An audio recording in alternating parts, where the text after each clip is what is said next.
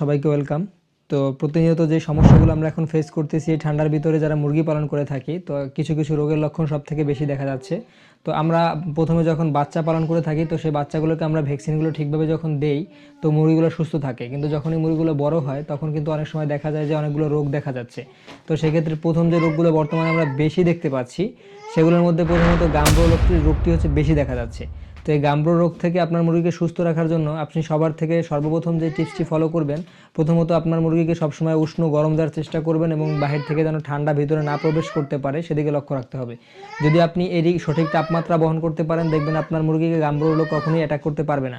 আর গাম্বো রোগের যে ভ্যাকসিন আছে সেই ভ্যাকসিনটি অবশ্যই আপনার ব্যবহার করবেন, কারণ এই ভ্যাকসিনটি কিন্তু খুবই গুরুত্বপূর্ণ আপনার মুরগিকে সুস্থ রাখার ক্ষেত্রে। তো আশা করছি টিপসটি অবশ্যই ভালো লেগেছে। তো এরকম ভালো ভালো টিপস পেতে আমাদের চ্যানেলটি অবশ্যই সাবস্ক্রাইব করবেন, আমাদের ফেসবুক পেজটি ফলো দেবেন। আসসালামু আলাইকুম।